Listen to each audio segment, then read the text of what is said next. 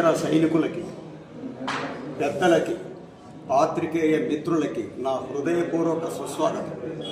ఈరోజు కార్తీక వనభోజన మహోత్సవం జరిగిన తర్వాత ఇక్కడ ఇంత శుభ పరిణామంలో ఇక్కడ 6 మండలాల కార్యకర్తల, బలమైన జనసేన కార్యకర్తల సమావేశం జరగటం అనేది ఎంతో అదృష్టంతో కూడుకున్న విషయము. ఎందుకంటే మాలాంటి పెద్దలము దాదాపు ఇక్కడ ఈ 3 మండలాలు తెలిసి మేము ముఖ్యంగా దాదాపు 24 మంది 70 సంవత్సరాల పైబడ్డ వ్యక్తులు ఉండాలి ఇక్కడ.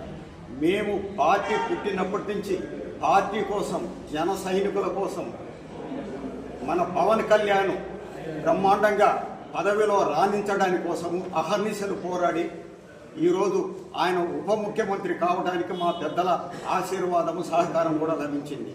భవిష్యత్తులో మేము మా పెద్దరికం వల్ల మా ఉపయోగకరమైన పనులు మేము మీ 6 మండలాలలో ఎప్పుడు పిలిచినా మేము ఆ 24 మందిని నా దగ్గర లిస్టు ఉంది.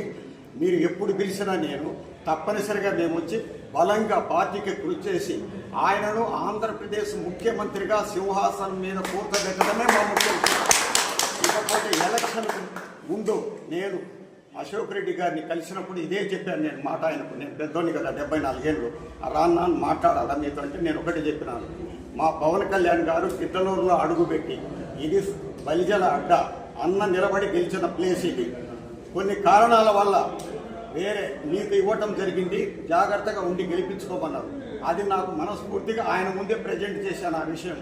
అన్న, మేము జన సైనికులను, నేను బలమైన కార్యకర్తను, మా అండదండలు మీకు సంపూర్ణంగా ఉపయోగించి మీరు గెలవటానికి సంపూర్ణంగా సహకారం ఇస్తామని హామీ ఇచ్చినాను నేను. తర్వాత గెలిచిన తర్వాత అది ఆయనకు గుర్తు చేశాను.